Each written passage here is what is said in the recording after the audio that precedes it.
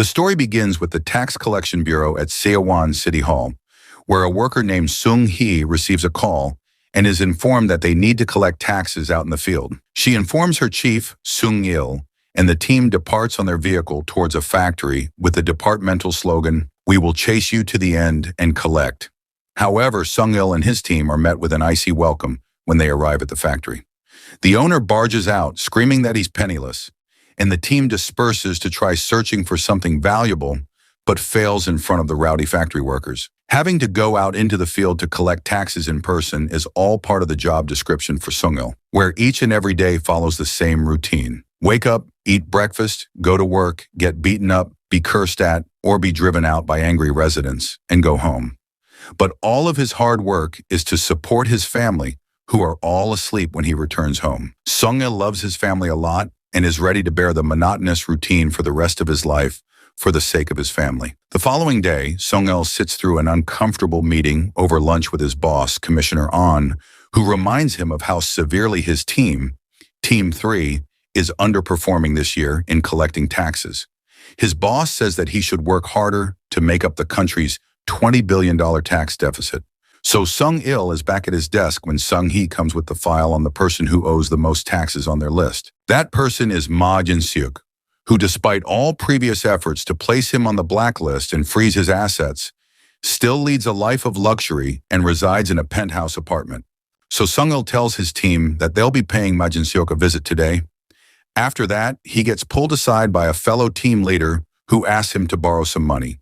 He can hardly believe it when he hears the man had been scammed recently, along with some other employees. After that, the team leaves for the raid on Ma Jin-seok's apartment. Meanwhile, to bad luck for our team, Ma Jin-seok is already tipped off about the tax collector's arrival. He orders the building security to stall them in the lobby, while having his wife hide away the valuables throughout the house. After some time, Sung Il and his team reach downstairs from the building, where the guards are already waiting for them.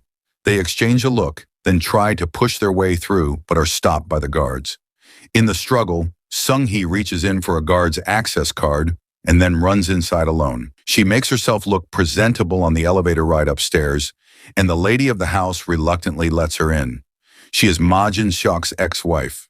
Sung Hee notes how the couple still lives under one roof despite being divorced. She then reads out that her ex-husband currently owes 5.77 billion won in local and federal taxes. That's when the others arrive, and the team starts searching the place from top to bottom, discovering gold bars, luxury brand items, and cash under the cushions and mattress, inside the appliances, and every other nook and cranny. Meanwhile, Ma Jin-seok also arrives there, while the team is busy assessing all the valuables. He throws his ex-wife's phone into an expensive vase angrily for not picking up his call, and then points out to the team that it's illegal to search someone's home after sunset.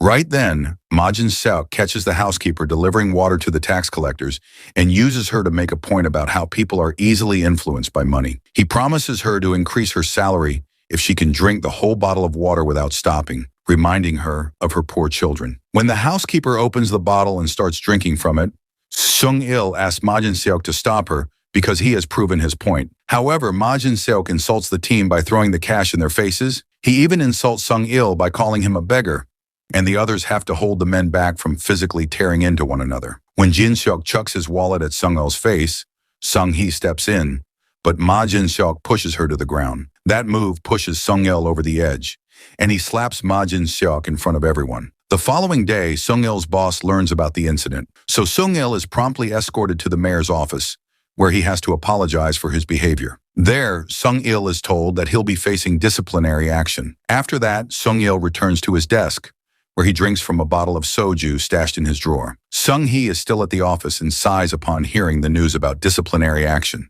She offers to share the responsibility among the team so that their team leader avoids suspension. But Sung Il leaves the office without saying anything. At night, Sung Il is walking home with his daughter when a passing car drenched them with water. The car's owner is none other than Ma Jin-seok, who sarcastically apologizes to Sung Il's daughter. Then he takes out a few bills to pay for the dry cleaning. Before leaving, Ma Jin-seok makes a final comment, saying that Sung Il can't afford a car for his daughter while he can. Sung Il couldn't sleep that night. His mind was still fixated on the idea of a car. His suggestion about getting a car is flatly turned down by his wife, but then he gets up to search his options online. Even buying a used car is too expensive, so he writes a post on a community forum about acquiring a car for all the money he has. 5 million won. In the morning, Sung-il gets a call from a potential seller inquiring about his post. The male voice politely explained that he needed to sell his vehicle in a hurry so he could bring down his usual price to work with Sung-il's offer. When Sung-il discusses the matter at the office, his team members convince him that it's a fair deal if he checks out the vehicle himself. He calls the seller back, but the seller says something came up, so he can't come for a meeting. Still, the seller has sent someone else to meet him. After some time, Sung-il finds the car on the lot, which was brought by the seller's friend. Pleased by closer inspection, Sung-il calls the seller to buy the car the same day. The seller replies that his friend has all the necessary paperwork, and Sung-il can wire the money to him directly. Sung-il contemplates that for a few moments, but then agrees. He sends the money through an ATM and then tries calling the seller again. But no one picks up this time. Realizing that he's just been conned, he runs back to the lot, where he stops the car to ask about the seller. But that man in the car says he doesn't have such a friend and that this car belongs to him. Just then, Sung-il gets a call from the seller, who is withdrawing the money in cash as they speak. The caller says Sung-il shouldn't have sent money to someone he had never even met. At this point, the caller is revealed to be a young man named Yang Jung-do. Recently, he was released from prison. He's given the keys to a fancy car once he exits the prison gates. There is a notebook and a bunch of cell phones already present in the car. Jung-do takes out the notebook and uses one of his many phones to call up his target, who is Sung-il's colleague. He pretends to be a bank employee offering a special promotion to his loan inquiry, which turns out to be a ploy ordered by Jung-do's ex-prison colleague. Section Chief Kang readily gives his personal information, and Jung-do uses that information to steal his money. He heads to the club, where he smiles at a pretty lady dancing. This is Ju Mi-ju, who seems to recognize him, and though he's happy to see her, she greets him with a slap across the cheek. Meanwhile, Sung-il is told that it would be virtually impossible to get his money back. He throws down the last 2 bills he has left, only to come back and retrieve them moments later. After that, Sung-il looks out into the lot in despair as Jung-do walks right up to him and asks if he has a lighter to burn his cigarette. The following day, Sung-il meets his detective friend, Park Deok-bae, and narrates the whole scene that happened to him. Deok-bae wonders if it could be the same guy who recently scammed several of Sung-il's co-workers. He offers to catch the guy as a favor to his friend and starts by getting the number Sung-il has for his scammer. Meanwhile, Jung-do visits his father, who happens to be in prison and whom he hasn't seen in 9 years. His father is completely unresponsive to Jung-do's caring questions, and he even leaves without uttering a single word from his mouth. Later, Jung-do gets a call and meets with Jae-sung, an undercover cop who is his father's close friend. Jae-sung asks what Jung-do is up to now that he's out of jail. Jung-do is vague, just saying that he's got something to finish up, and Jae-sung warns him not to keep in touch with any of his inmate friends. He tells Jung-do that he won't let him go if he catches Jung-do committing crimes again. The following day, when Sung-il is at work, a former co-worker comes in looking like a big businessman.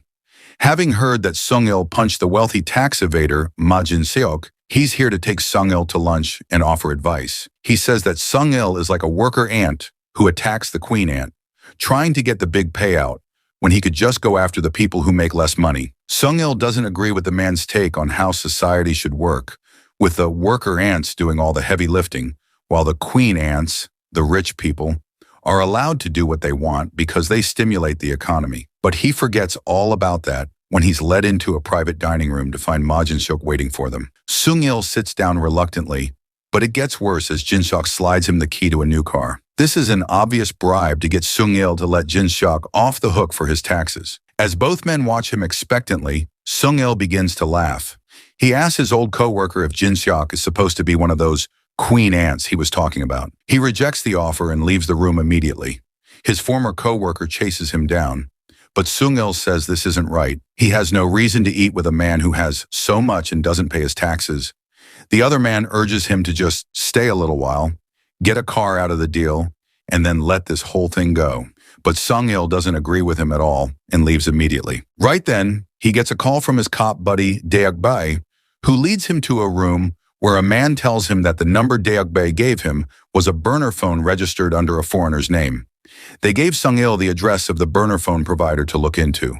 So he's taken to a filthy basement where scary-looking men are butchering meat with sharp tools. He tries to lie to their leader that he's a detective investigating a fraud case, but he's not fooling anyone. The men all laugh at his sloppy cover story, and the leader orders him to be taken out. But Sung-il angrily shakes the men off him and says he was trying to be polite. He is going to fight them now if they don't give him the information. Sung-il terrifies the men so badly that they hand over the information he wants with no more trouble. He heads back to Deokbae with the information, and Deokbae is amused by how brave Sung-il is feeling after his success. He tells Sung-il about a detective who's currently working on a case regarding people who buy and sell personal information. He found a strange file in one detective agency that belonged to a guy named No Jung-sik. All the detective knows is that No Jung-sik is in jail, and he asks for the information to be compiled and sent to him. Deokbae has the file now, and Sung-il is shocked to see his name among the list of people, as well as Ma Jin-seok's. Meanwhile, Young-do continues with his list of people whom he has to con money, and next up is someone named Cho Sang-jin, a former City Hall financial instructor. Young-do goes shopping for a nice suit, slicks up his hair, and dons a pair of glasses, effectively changing his whole look. Cho Sang-jin is the worst boss ever, as he berates his employees loudly and throws their work across the office. Apparently, his employee didn't cook the books to his satisfaction for a favored client, even though she tries to explain why any further effort would only get them flagged for an audit. But Cho Sang-jin gets distressingly personal with this female employee, crossing the line well into sexual harassment. But luckily, he's called out to meet with Young-do, who's impersonating a National Tax Service employee. Sang-jin quickly sends a text to a contact, asking about the name Young-do gave him. He then grows nervous when Young-do starts listing the names of his clients, whom he's helping to evade their taxes. In the meantime, he gets back a confirmation that the name Young-do gave is valid and starts answering Young-do's questions.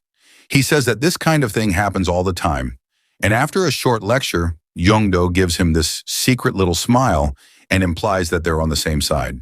He came there to get his share of the money Sang-jin was getting from his clients, so they both became friendly in no time, and Young-do even shared his bank account information with him. Once back at his home base, Young-do uses the burner phone to call Sang-jin again, and it's the same phone that Detective Deokbae has been waiting for him to use. Deokbae calls Sung-il with the good news and tells them that he's on the way to the phone's location with some men. Sung-il, too, heads towards Young-do's location.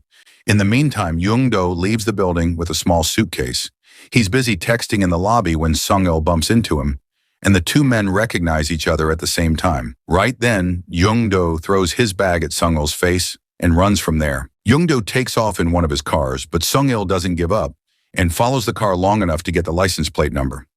Luckily, Deokbae picks up Sung-il in time, and they follow Young-do in a car, calling out an all-points bulletin for his license number. Deokbae manages to close in on Young-do, but Young-do pulls over and switches to another of his burner cars. Luckily, Sung-il recognizes him as he passes them, going the other way. They also whip around to resume the chase. Luckily, Young-do is blocked off by a car, which slows him down and allows Deokbae to capture him.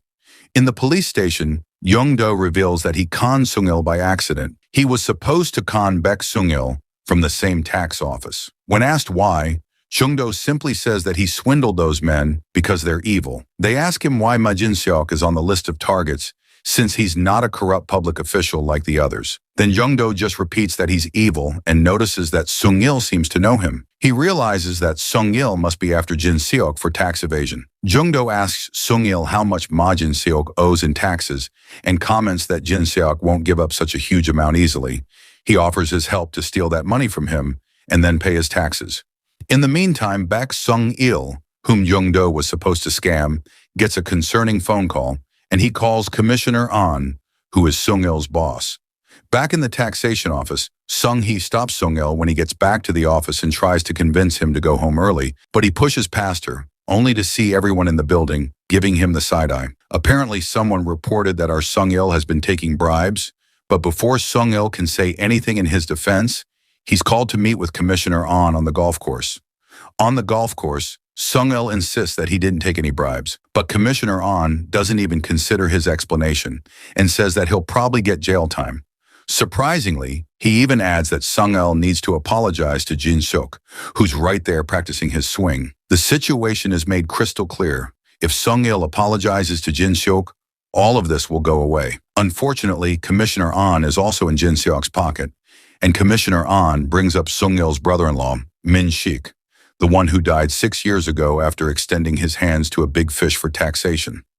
He was also accused of bribing, and no one believed his innocence at that time, not even Sung-il. Sung-il remembers that Min-shik had been beside himself, swearing that he never took bribes. After that, Sung-il joins Sung-hee and his team out in the field, where they're miserably marking everything that a poor man owns to be confiscated for taxes while the man begs them to help his family. Sung-il looks dejected and remarks to Sung-hee that the law's a bully. It's weak for the strong and strong for the weak. Right then, Deok-bae calls Sung-il while on his way to pick up Young-do, offering him one more chance to take Young-do's offer of help. So Sung-il decides to give it a chance and goes to meet Young-do in the van. He asks if Young-do plans to take responsibility for his promise and if he really can get those taxes from Ma Jin-suk. Jung-do says that he can do it with Sung-il's help. The next day at work, Sung-il hears that the director of a local TV program wants to interview him. But it is actually Jang-do who has come to get Sung-il with him. He tells Sung-il that he wants 10% out of the nearly 6 billion won, and they'll be scamming Jin-suk. Jung-do has been working on a plan, and he's decided that they need a whole team. First up, they need to recruit a guy who sells Jung-do the burner phones, the same guy that Sung-il terrorized so badly earlier. He is Hak-ju, and he has high emotional intelligence, meaning that he's good at managing his emotions and manipulating people with theirs. Next up is a computer genius, Ja Wang, who builds web phishing sites. Then they head over to meet Mi-ju. Her specialty is her ability to size up people in an instant and to figure out how best to manipulate them to get what she wants. After that, they go to see the next person on their team, who turns out to be a formidable older lady, Miss No, who is a businesswoman and is going to fund all the expenses of the team. Outside her office, Jung and Sung-il see a still screaming man dragged out of her office. Once inside the office, Jung-do asks if she wants to fund their team. He promises it will be lucrative for her, and he has the nerve to insult her when she hesitates, saying that Chairman Wang was wrong about her. The name makes the old lady Miss Choi interested in Jung-do, and she demands to know how Jung-do knows him. There, Jung-do admits that he met Wang in prison. A quick call to the prison confirms that the chairman does indeed know Jung-do.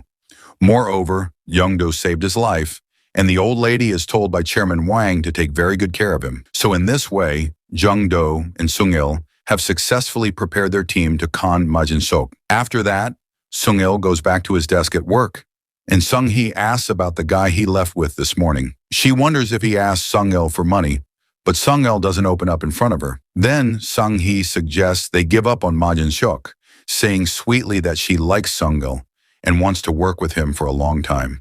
The following day, it's time for the team to meet and go over their plans. But before they discuss anything, the team starts attacking each other with their words. Miss Choi doesn't like Mi-jo, and even calls her a prostitute. Also, she thinks that her cut is low for the mission. To which Jung-do replies that she can take all the money if she wants. But at first, they had to train Sung-il, as he was the least experienced con artist among all of them. First, Mi-ju teaches Sung-il about voice phishing. Ya Wang teaches him how to make a fake ID, and Hak-ju shows him how to jump in front of cars and get compensation money. Jung-do's job is to show Sung-il how to con people in person and how to observe and remember details around him. During this time, Sung-hee once again notices Sung-il with a con artist whom she knows from her past. Early one morning, Jung-do wakes Sung-il to summon him to Hak-ju's warehouse. At the warehouse, the team started with a briefing on Ma Jin-suk. Interestingly, he owns 22 businesses in Gangnam, and not one of them is in his own name. Jin-suk steals the identities of homeless men and changes the names of his businesses every few months. As for his personal life, it turns out that all of the bookmarks on his computer are for real estate sites. He uses an untraceable 2G phone and likes to bet when he plays golf. He also doesn't drink much, and he's not that into women. So their options for a swindle are golf or real estate. But Jin-suk has a pet shark real estate agent that won't be easy to get past, so Jung-do figures they'll have to get the shark on their side by conning him naturally. Meanwhile, Sung-hee follows Sung-il all the way to the warehouse and walks right into the middle of the meeting. Her smile freezes when she and Jung-do notice each other.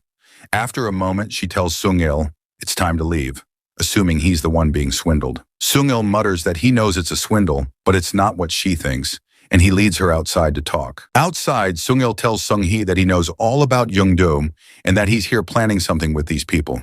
Frustrated by the response from her boss, Sung-hee tells him that if he loves his wife and daughter, He won't do whatever he's planning with Young-do.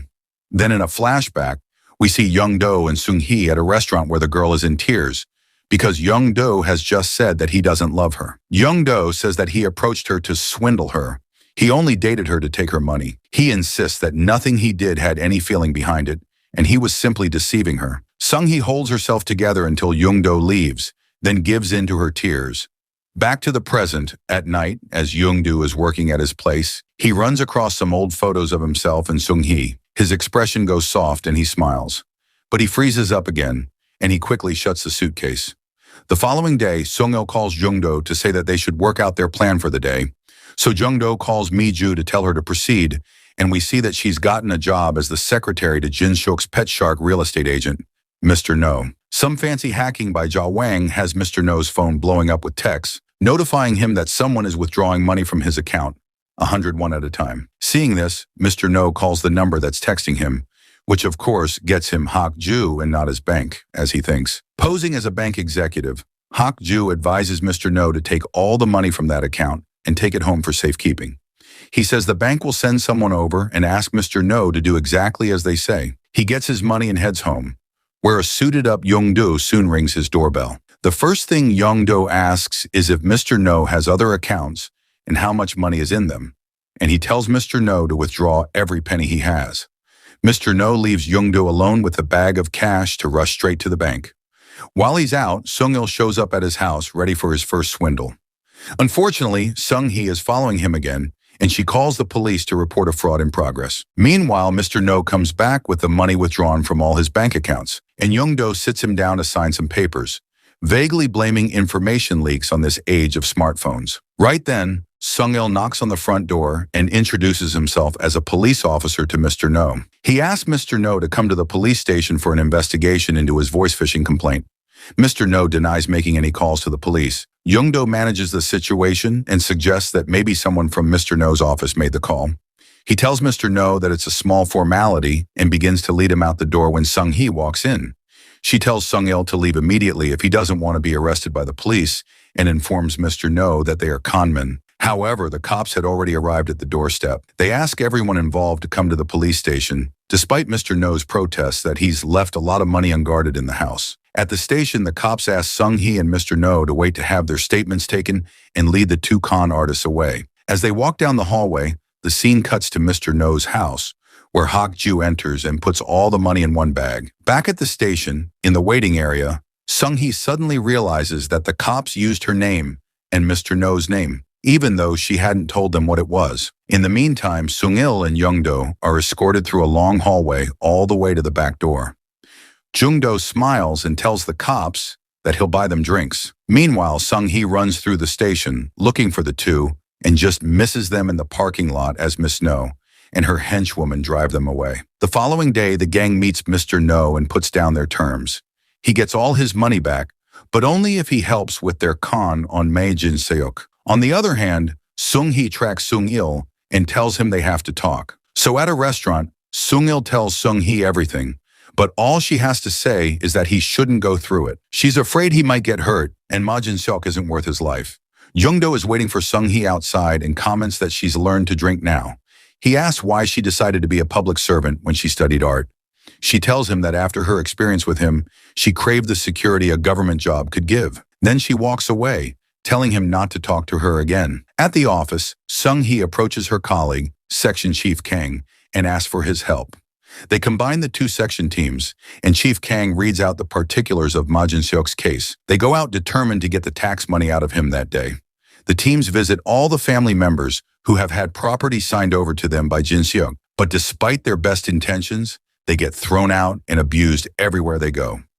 Back in their secret place, Young-do lays out his plan to entrap Jin-seok. He points to an area on a map and tells the team that they will be selling 16 acres of land worth about $240,000 to Jin-seok. This land, he explains, hasn't decreased in value in over 500 years. And to sell this unicorn of the real estate world, he needs Miss No to spread the word and lure the target into their trap. But before Miss No can say anything about the plan, she gets a call and has to arrive at her office to find Detective Jae-sung sitting in her chair. He tells her pleasantly that he's heard she's working with Young-do and asks what the scam is. Meanwhile, Sung-hee gets called in by Commissioner An, for harassing Ma Jin-seok's relatives. He tells her to apologize for her actions and promises not to do such a thing again. In the meantime, Miss Snow and Young-do examine a plot of land that meets Young-do's specifications. He's pretty happy, but Miss Snow cuts his thanks short by saying that she's taking herself out of his plan. She tells him that a detective came by and seemed to know that he had scammed Mr. No. Also, she finds something fishy behind Young-do's motives. That's why she is not going to be part of his team from now on. Disappointed by her response, Yoon-do leaves for his home. As soon as he gets home, someone knocks at the door. It's Detective Jae-sung, and he strolls right in. Jae-sung admires Young-do's fancy apartment and asks him whether he rents it or bought it with money he swindles from people. Then he says that he heard about the real estate scam Young-do's planning. When Young-do says it's not like that, Jae-sung slaps him hard. He tells Young-do that if he's going to pull a con job, then he should do a big one, so that Jae-sung could send Young-do to jail to rot there, just like he did to Young-do's father. After he leaves, Young-do calls someone and tells them that Miss No has dropped out, so now they have to change their plan. The next day, Young-do starts the first step of their con on Ma Jin-seok. He asks Hak-ju about the screen golf place Jin-seok visits often. Hak-ju confirms that he visits thrice a week, and Young-do tells Mi-ju to get a job there. Mi-ju turns up in her pretty young thing guise and gets the receptionist position. Next, Ja Wang brings out some remotes.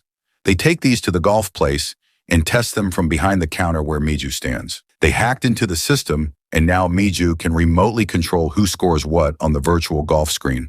Finally, they need a player. Young-do looks around, but he doesn't have any choice but to choose Sung-il. At the golf place, Sung-il wields a club and takes shots at the ball, repeatedly failing to actually hit it. This gets Jin-seok's attention, and he greets Sung-il, asking what he's doing here as that place belongs to rich people. Sung-il replies that someone who doesn't pay his taxes has no right to look down on people based on money. To cut the story short, Sung-il challenges Jin-seok to a betting game of golf, to which his opponent agrees. The game is started. Initially, Jin-seok gets a few good shots, but when Sung-il begins to play, he takes hole after hole, which makes Jin-seok feel that something is fishy there. He looks back on a hunch and thinks he sees Mi-ju pressing something. He immediately goes up to her to examine her counter.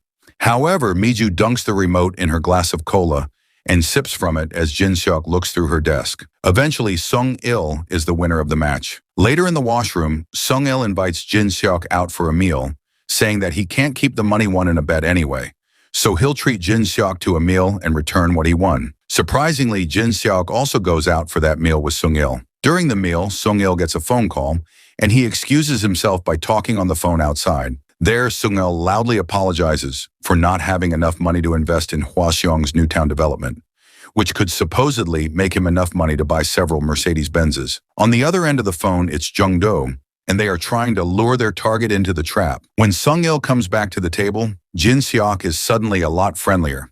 He asks Sung-il about the investment opportunity he was talking about, and after he hesitates a little, Sung-il tells him about this junior of his who works in Hwaseong City Planning Affairs. Sung-il says the junior told him to buy some land in an area that the city is planning to develop. Right before the government announces this plan, the land prices are expected to go drastically up. Sung-il claims that the expected profit is about 5 times that. Jin-seok doesn't believe him and excuses himself to go use the restroom. There, he calls Mr. No, who receives it under the watchful eye of Young-do. Jin-seok asks about the land development, and Mr. No sells it hard, advising him to invest everything he has. On returning to the table, Jin-seok proposes that he funds Sung-il's investment. He's willing to give Sung-il 5% of the profit if Sung-il fixes up a meeting with his Hwaseong Jr. In the office the next day, Jin-seok comes looking for Sung-il in his office and insists that they go see his Hwaseong Jr. today, even though the date they fixed is 2 days away. Sung-il tries to stall, but Jin-seok tells him that he thought about it and finds it suspicious that things are aligning so perfectly. It's his tactic to judge if the person is real or not. When none of Sung-il's excuses work, they get in the car, and Sung-il calls up his junior, telling him that he is coming to Hwaseong with Jin-seok to meet him today. On the other end of the phone, half asleep, Jung-do tells him not to joke around. But when Sung-il repeatedly says that they are coming to meet him today, he quickly wakes up. Getting the seriousness of the situation, Jung-do frantically gets into his car and drives for Hwaseong in a desperate attempt to somehow get there before Sung-il and Jin-seok.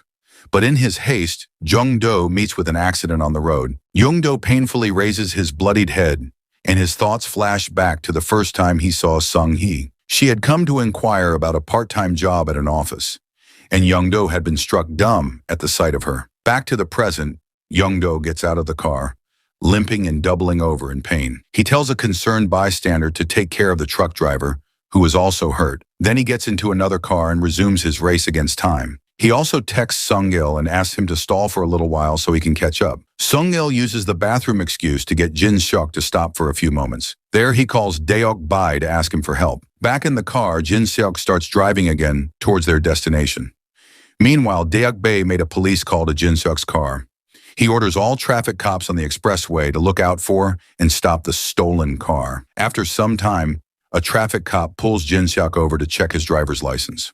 Finally, Deok-bae's car pulls up beside them. Sung-il keeps an eye out, and once Jung-do passes them on the road, Deok-bae makes a fake call to the traffic control room. He discovers that there was a mix-up with the license plate reported, so he apologizes to Jin-seok and lets him go. Meanwhile, Jung-do reached the location and walked through the Hwaseong City Council building. He confidently walks by the cubicles of the team under the section chief, noting names and the items on their desks. He stops behind Section Chief Kim's desk and looks around the startled group. Before they can ask who he is, he begins to address them like a supervisor. This is when Jin-seok and Sung-il walk in through the department door. Jung-do walks forward and greets them, looking annoyed at their unscheduled visit. They decide to speak about their deal away from prying eyes and part ways to meet outside. Then Jung-do escorts them to the site of the new development and explains to Jin-seok which sections would be under his own supervision.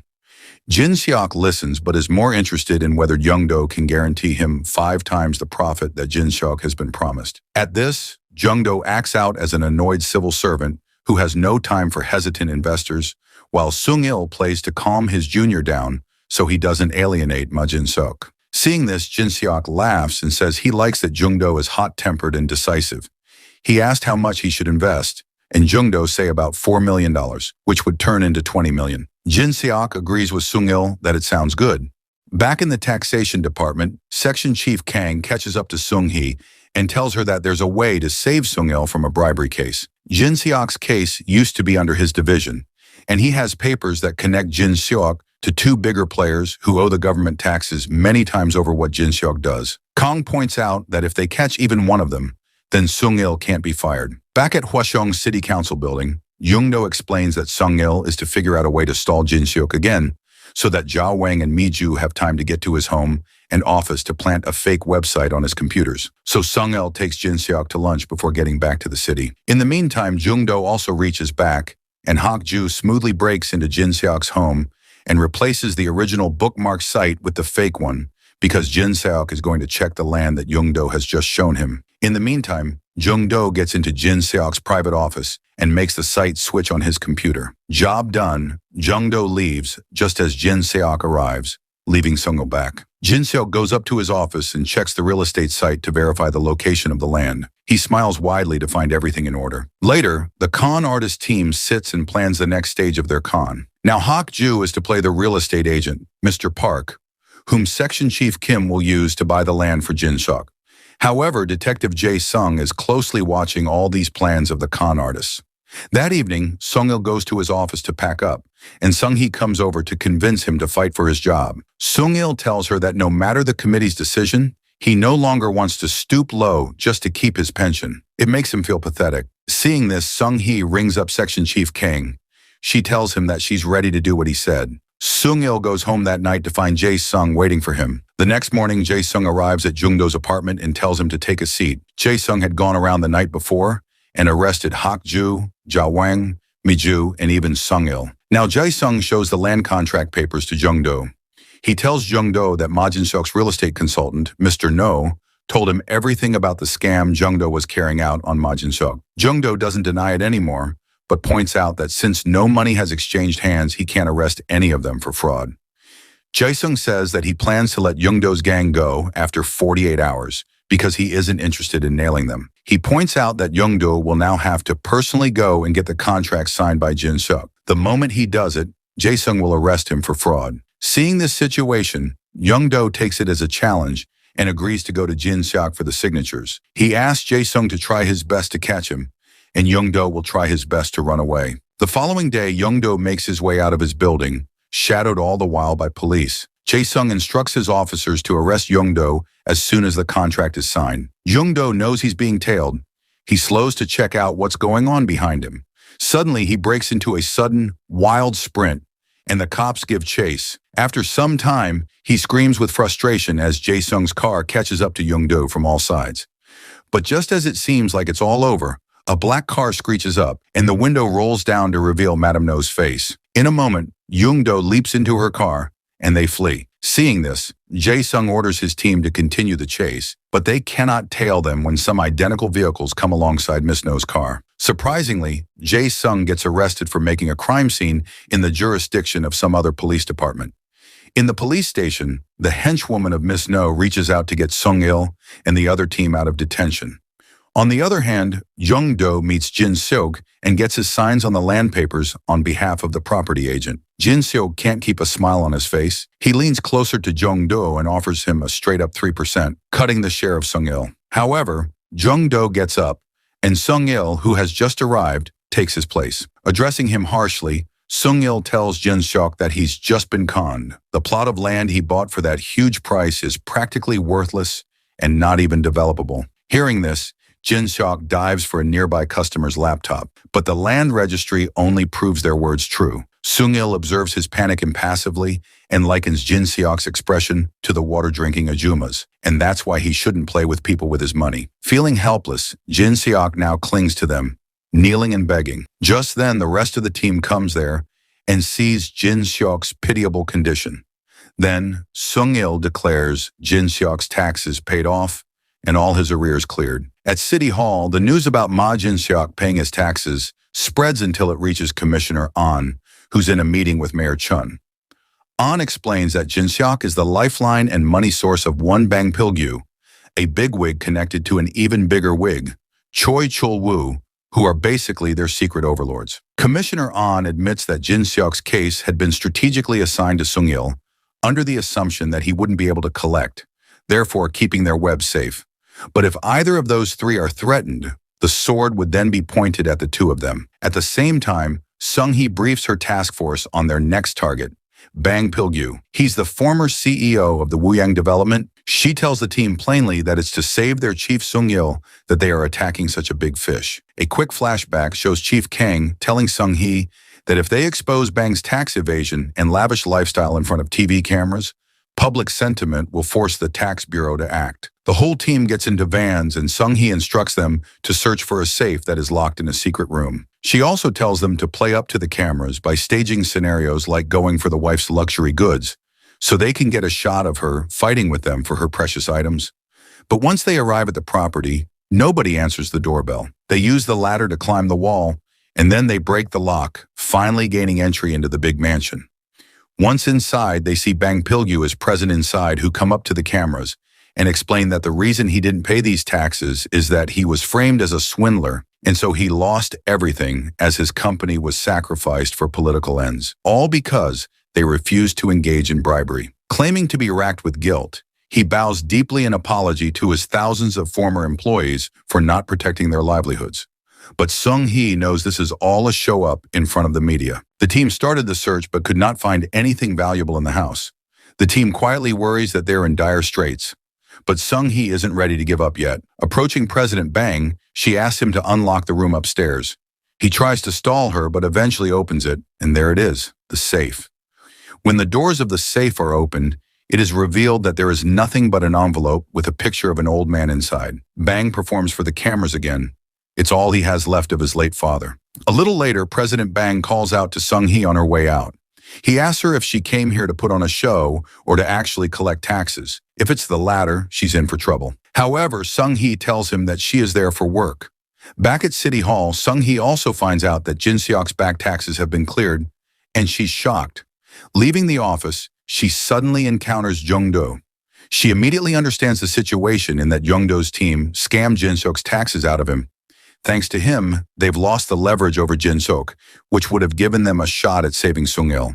But Young-do knows nothing about the disciplinary action. She congratulates him for saving himself from prison, but it was at her chief's expense. Then she marches away, leaving him troubled. At home, Sung-il prepares a memorial meal for his brother-in-law who killed himself. When he is at the dinner table with his family, the doorbell rings, and it is Young-do who has come to meet Sung-il. They enjoy dinner together. Later, the men go out for drinks, and Young-do asks about the person in the funeral portrait. Sung-il tells him about the Self-Harm Act 6 years ago, and how his brother-in-law had been slammed with a bribery charge. He's full of regret for not believing in him then. Sung-il tells him that they had gone after Chairman Choi Chul-woo because he had the biggest arrears in the district, but he changed everything with just one call.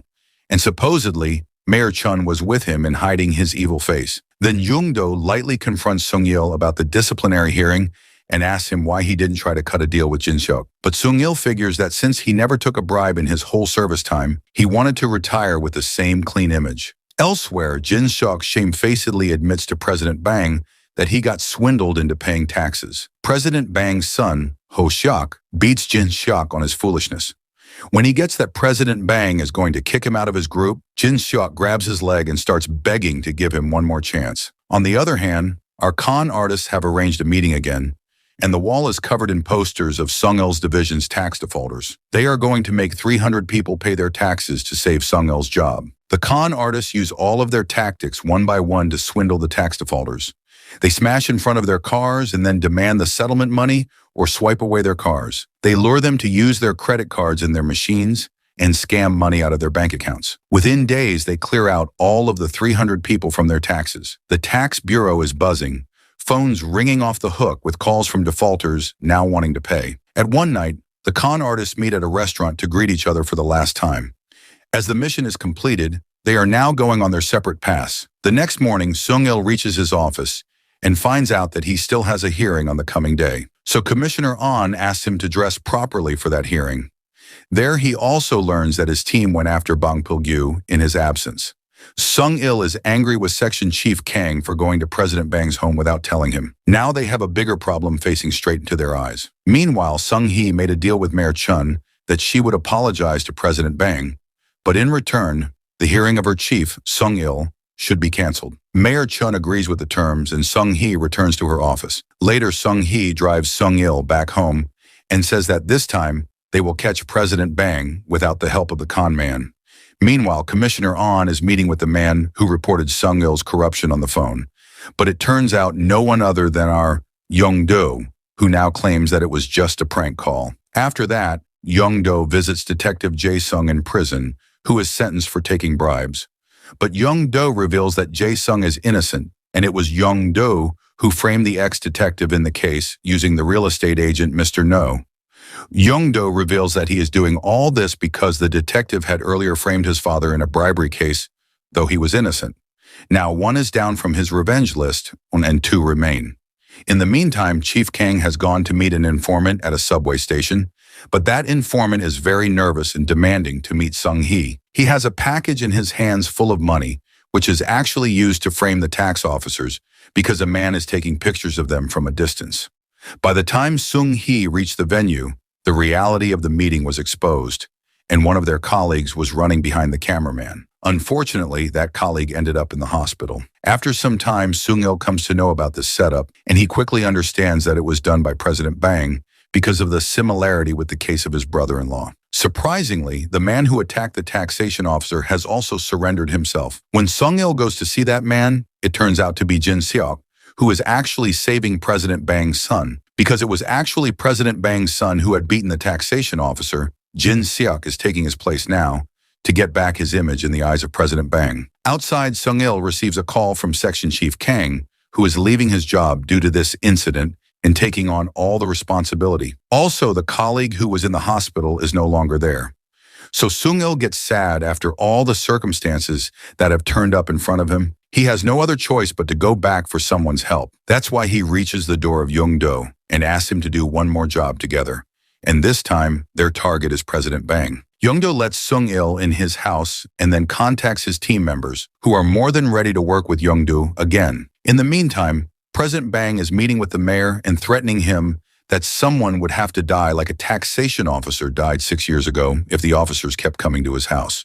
By the next day, the team of con artists had again gathered at their secret place. This time, they are going to swindle the children of President Bang. However, the problem is that the children are not very social and spend most of their time in the house. The son, Bang Ho-seok, spends his time playing board games with his friends, while the daughter, Bang Min-ah, leaves her home twice a week to look around at artifacts and antiques. So Miju is tasked to get a job in the company of Ho-seok and grabs his attention to her. Miju starts the job and sells 30 units of their products within the first day. She continues selling more and more products using Miss No's money, which her supervisor gets her noticed. She informs Ho-seok about this new employee who has been making wonders from the start of her job. In the passing days, her sales have gone up further, while Young-do donates all those products to the poor older people of the town. After making record sales, Miju is now deputy head of UN Communications. So Miju invites Ho-seok out for a meal. There, as directed by Young-do, Miju then tells Bang Ho-seok about a man with a large business in China for whom she sold all the products. She also says that her benefactor will need another large order soon, since he's holding a conference.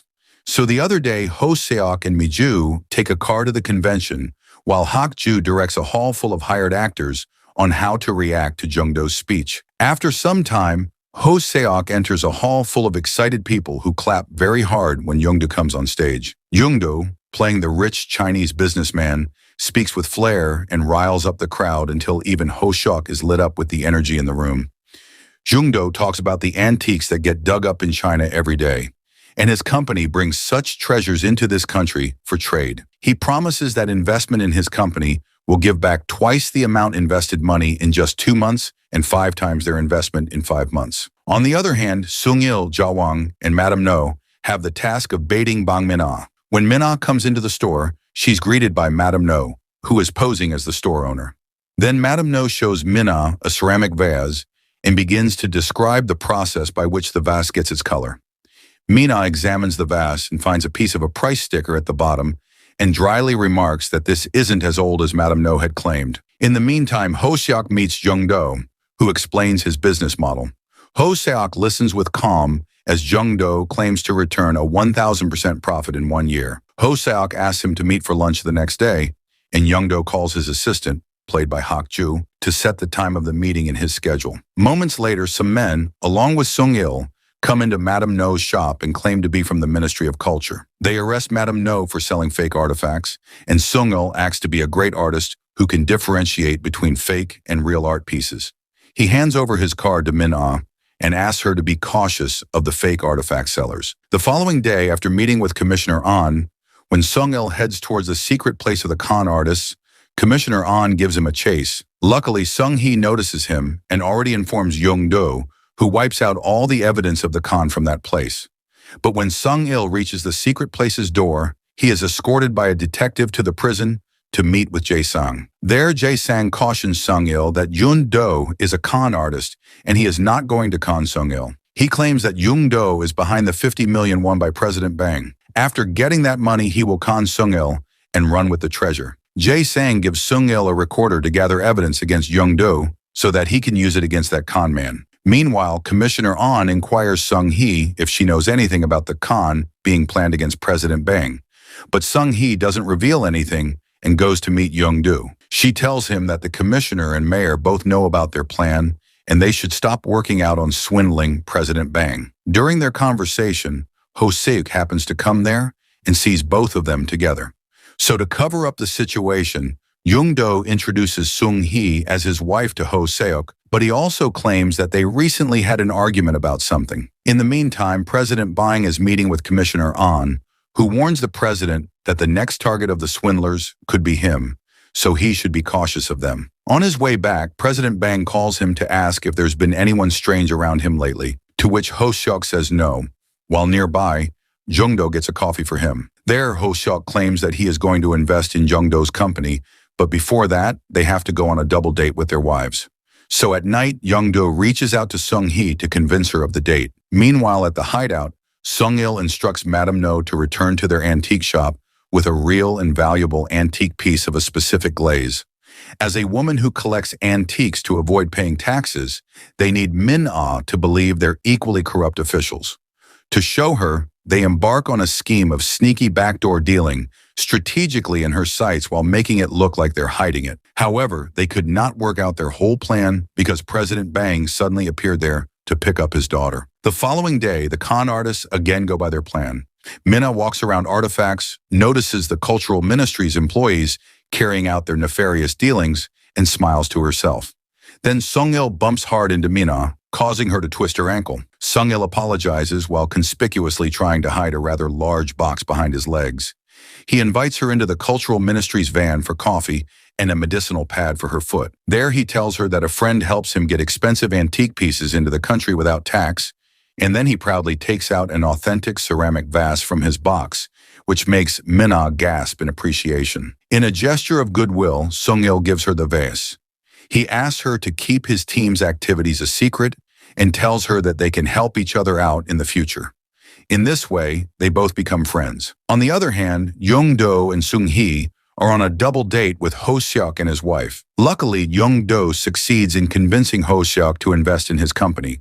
But before they can finally make the deal, Ho-seok calls his sister to check the antique pieces of Young-do's company. Minna here takes the help of her new friend Sung-il to examine the artifacts and give them a green signal in no time.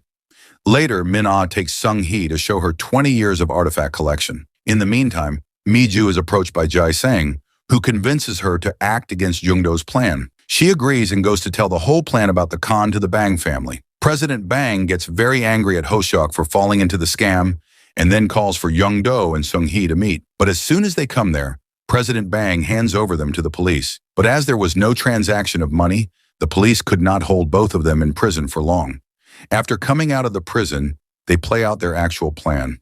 Sung-hee goes to meet Minna and tells her that the tax on her family is 50 million, which is now paid by selling her artifacts. Actually, Mi-ju went to confess everything to Bang's family according to a plan.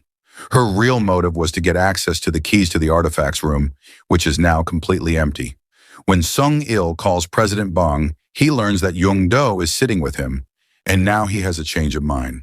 He tells Sung-hee that he is not going to use that money to pay the taxes of President Bang. Here it is revealed that Young-do is the son of Detective Yang, whom President Bang had imprisoned on false charges of bribery. Now Young-do is there to take revenge for his father. He calls Mi-sno, who drops off all of President Bang's money from a high-rise building. Young-do says that the money is going where it belongs and walks out. Later, the whole Bang family gets arrested by the police, and also Commissioner An is detained for helping the Bang family. And it all happened on the order of Chairman Choi to Mayor Chun. After some days, Sung-il finds out that Deok-bae is involved with Young-do. He knowingly introduced Young-do to Sung-il so that they both could work together against the big fishes of society. So now, when everything is back on track, Mayor Chun meets Sung-il and stops him from going any further. He asks him to do his job in the routine and never ever plan a con against someone else if he wants to save his life. However, Mayor Chun speaks the words of Chairman Choi clearly, as he was the most influential person in the city at the time. Meanwhile, Mi-ju informs Sung-hee that Young-do never conned her. He really loved her from his heart, but he had to go to jail. That's why he lied to Sung-hee that he was cheating on her, so that she would not be hurt all the time when he remained in prison. In the meantime, Deok-bae joins Young-do in his car and hands over the file of Chairman Choi, who is going to be Young-do's next target. Back in the taxation office, Commissioner An is packing his stuff after being fired from the department. In his last moments at his office, he urges Sung-il to get Chairman Choi's tax money, even if by trickery. He claims that it can happen only by severing the link between Choi and the mayor. After that, Sung-il is seen with Deok-bae again, who has brought Sung-il to meet Young-do one more time. Sung-il is still furious at Young-do for ruining the plan and throwing all the supposed taxation money into the air. So he starts beating Young-do there. After a long fight, when the anger cools down, they again become friends at the police station. There, Young-do hands over the book list of Chairman Choi's unpaid taxes to Sung-il. This time, they are going to swindle the son of Chairman Choi, whose name is Martin Kim. They plan to con him by faking an ammunition deal between the Defense Ministry and Martin Kim. So they get suited booted and start preying on their target. The deal was also closed within a few days, but it turned out that Chairman Choi didn't have a son. Mayor Chun tells Sung-il that it was all a setup arranged by Chairman Choi to capture the culprits who could swindle him. So Deok-bae and Young-do get arrested, and Sung-il is forced to give a statement against Young-do, which makes sure that Young-do gets in prison. Now, when Sung-hee comes to know that Young-do is indeed a good person and that he never wants to cheat on her, she goes to meet him in prison. She even tries to gather the team again to help Young-do out of this situation, but no one comes for help. Sung-il also seems to be changed because he spends most of his time in the office and doesn't even listen to a poor person's problem whose house is going to be demolished due to a redevelopment project of the city. One day, when Mayor Chun visits the site where people are protesting against demolishing their houses, a man on the orders of Chairman Choi throws eggs at the mayor, making him go away without saying anything. Chairman Choi is doing this to avoid any help reach the protesters as the redevelopment project is handling his company. Meanwhile, Young-do also gets the wind of this project, and he calls from the prison to assemble his team again to fight Chairman Choi this time. In a few days, he gets released from prison on parole and meets his team outside. They all gather back in the basement, where the team also increases in number, because Chairman Wang is also released from prison, and he is the most influential person in the city and a very good addition to Young-do's team this time to take down Chairman Choi. Also, Sung-il, who was just acting tough behind Young-do, has come back to the team. They start by searching all the businesses of Chairman Choi. It takes them a lot of time to assemble everything because there are more than 100 million unpaid taxes on the name of Chairman Choi alone. On the other hand, Chairman Choi is also prepared when he hears that all the con artists are back. He appoints the mayor to keep an eye on them, but the mayor himself wants to change the party as he can no longer be under Chairman Choi when he continues insulting him in the media too. Young-do also brought Jin Seok back to his own team this time. The plan is to have Jin Seok reek of riches and drive a director of Chairman Choi's company, Director Joe, wild with curiosity about where he got it when he's a ruined man and how he can get a piece for himself. Then Jin Seok would tell him about the loan fraud he is doing with the bank and take his money out of his pocket. Their next target is President Cha of Chairman Choi's company. Mi-ju lures him into her trap and kidnaps him. In the basement, the team tortures President Cha and pretends that they are doing this on the orders of Chairman Choi because President Cha has conned his money. Sung-il waves a document at Cha that shows he stole 50 million won from the chairman. After threatening him a lot, the team leaves President Cha to go on his way. The following day, An calls Chairman Choi, telling him that he has learned from his resources that the swindlers are going to use the loan fraud tactic on him. An has also joined hands with Chairman Choi to get himself a handsome amount of money in return. At night, to the surprise of Sung-il, Chairman Choi himself has come to the secret place of the con artists. He also checked the team files, which were lying on the table. Still, Young-do maintains his confident posture and doesn't show any discomfort to him. Now, the chairman knows that Young-do is planning the loan fraud with him, and also the weakest people who can be conned easily in the chairman's team are President Cha and Director Joe, who have already been attacked.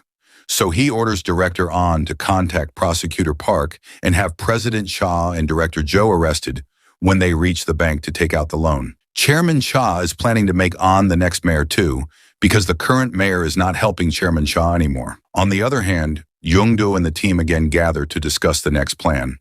Their plan is out, and moreover, there is some traitor on the team who leaked information to An earlier. So they are worried about that traitor too. In the meantime, we see the traitor is actually Hak-ju, who had earlier handed over a file to An and is now meeting with him again. Hak-ju tells An that the plan has not changed, and Young-do is going with the same loan fraud plan to con Chairman Choi. In the meantime, Director Joe waits impatiently for his assistant to come back with the ledger holding Chairman Choi's company's profits. He is going to use this ledger in the bank to get loans, as instructed by Jin Seok. So he calls President Cha as soon as he gets it and heads out to meet him. Meanwhile, Ma Jin-seok heads out to meet Director Joe to visit the first bank together. On his way, Jin-seok calls Detective Jae-sung and updates him on the plan, which is to get $5 million each from Chairman Choi by tipping him off to Young-do's con. They have this plan of their own. An waits with Hak-ju outside the cafe where President Cha and Director Joe meet. An tells Hak-ju to take the ledger and go straight to Chairman Choi. Jin-seok meets the men at the cafe, and they move to start visiting banks with their documents. As they head out, Prosecutor Park arrives with the police and has all of them, Jin Seok, Director Joe, and President Cha, arrested. He hands the ledger over to An, who in turn gives it to Hak-ju. In the meantime, Sung-il, Young-do, and Mi-ju wait at the hideout, tense for any news. As Hak-ju drives to Chairman Choi with the ledger, We flash back to the meeting before, when Sung-il asks if anyone wants to speak up about the traitor. This is the time. There, Hak-ju admits that it's him who is the traitor. He confesses to handing evidence to An, and he does this to take revenge on Young-do, who had earlier wasted all the money of President Bang. Softly, Young-do apologizes to Hak-ju and thanks him for telling the truth. Because of this, Hak-ju is back on their team. Back in the present, Hak-ju reaches back to Ja-wong's hideout to hand over the file to the team. But he sees that An is present there on the chair, and Ja-wong is lying on the floor injured. An's men beat Hak-ju too, and An takes the file to Chairman Choi, where Mayor Chun is already present. Surprisingly, instead of handing the file to Chairman Choi, An gives the file to Mayor Chun, making his allegiance to Mayor Chun clear. After Director An leaves, the mayor makes his position clear. If the file gets leaked, Chairman Choi's company will be ruined. The chairman asks what he wants, and the mayor tells him to leave his life and go to the city of Siawan. After that, An visits Chairman Wang and asks him to work with them instead of protecting a bunch of con men. He coaxes Chairman Wang by telling him that maintaining a friendship formed behind bars doesn't suit his status.